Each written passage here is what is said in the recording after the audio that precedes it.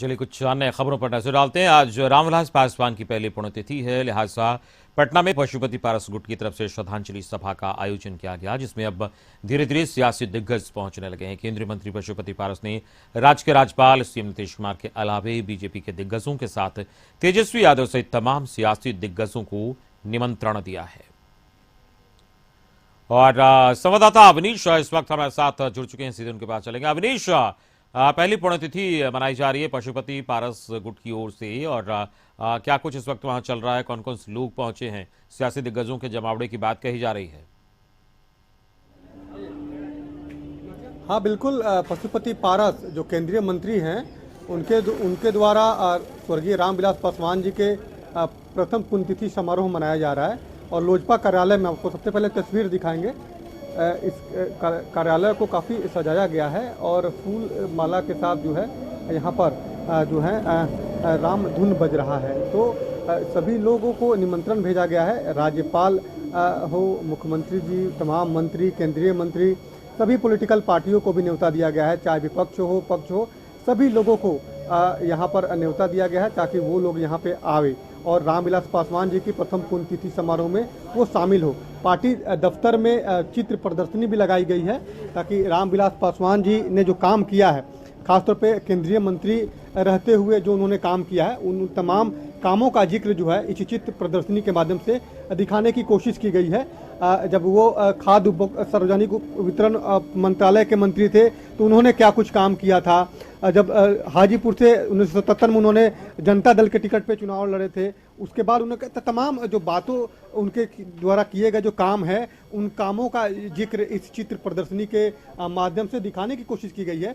और खासतौर पे एक बड़े दलित नेता रहे हैं और राजनीति के मौसम वैज्ञानिक भी वो रहे हैं। अमूमन ऐसी बार बार चर्चाएं भी होती है कि वो राजनीति को बहुत गहराई से भांपते थे और जब भी किसी भी की भी सरकार बनी केंद्र में, तो उस केंद्र में वो मंत्री जरूर बने। तो रामविलास पासवान जी, सभी दल में उनका अच्छा नेताओं से संबंध रहा है, चाहे पक्ष के हो विपक्ष के हो, सभी नेताओं के साथ उनका गहरा संबंध रहा है। और यही कारण रहा है कि रामविलास पासवान जी अगर केंद्र में किसी भी पार्टी की सरकार बनी हो तो उसमें रामविलास पासवान मंत्री जरूर बने हैं।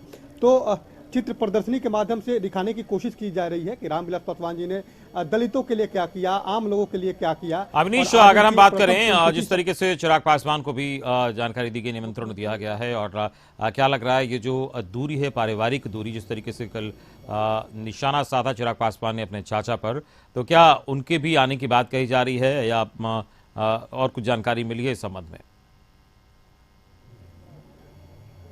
नहीं, बिल्कुल, देखिए, निमंत्रण सभी को दिया गया है। चिराग पासवान को भी निमंत्रण दिया गया है, नेता विरोधी दल बिहार के तेजस्वी यादव को भी निमंत्रण दिया गया है। लेकिन जो हमें जानकारी मिल रही है कि चिराग पासवान भी दिल्ली जो उनका जो रामविलास पासवान जी का जो आवास था, सरकारी आवास जनपद, वहाँ पर वो उनकी पुण्यतिथि समारोह मना रहे हैं। तो वैसी स्थिति में उनके यहाँ आने की संभावना न के बराबर है। लेकिन बिहार के जो सत्ताधारी दल के लोग हैं वे लोग आएंगे, खुद मुख्यमंत्री, राज्यपाल, तमाम मंत्री, बीजेपी कोटे के मंत्री, तमाम लोग यहाँ पे आएंगे। और देखिए, तस्वीर हम आपको दिखा रहे हैं कि पार्टी दफ्तर को किस तरह से सजाया गया है। और सभी जो चर्चाएं हैं कि 12:30 बजे के बाद तमाम जो नेता हैं उनके आने का यहाँ सिलसिला शुरू होगा। और दफ्तर में दलित सेना के जो कार्यकर्ता हैं वो भी आ रहे हैं और कोशिश ये की है कि कैसे रामविलास पासवान जी को श्रद्धांजलि दी जाए, क्योंकि रामविलास पासवान जी किसी एक दल के नेता नहीं थे, वो जन के नेता थे और एक दलित के सबसे बड़े चेहरे थे। तो ऐसी स्थिति में दलित सेना जो लोजपा का एक बहुत बड़ा संगठन है, उसके नेता भी, कार्यकर्ता भी जो है वो पार्टी दफ्तर पहुँचने लगे हैं।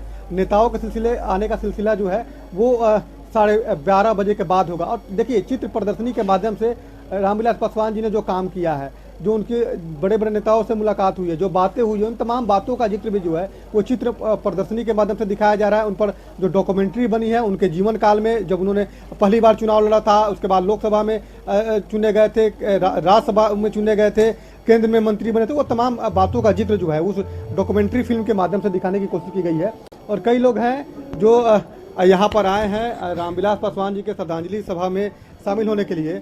अच्छा, ये बताइए कि आप लोग आए हैं, सबसे पहले तो ये बताइए कि कितनी बड़ी क्षति है। रामविलास पासवान जी की आज पुण्यतिथि समारोह है और उनके बेटा नहीं है, जो सूचनाएं मिल रही है कि उनके बेटा जो हैं वो इस कार्यक्रम में शामिल नहीं होंगे। देखो, क्या सर, क्या कार्यक्रम है, कौन कौन लोग आएंगे?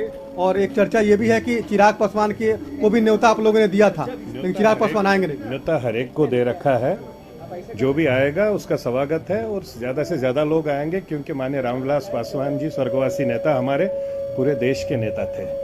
देश एवं देश के साथ साथ विदेश के भी नेता थे, तो इसलिए हर एक को आना चाहिए, अपनी श्रद्धांजलि देना चाहिए। पहली बरसी है, जो भी आएगा सबका स्वागत है। चिराग जी नहीं आ रहे, ये भी एक थोड़ा सा मलाल है कि उनके बेटे हैं, उनको भी निमंत्रण आप लोगों ने दिया था, लेकिन वो नहीं आ रहे।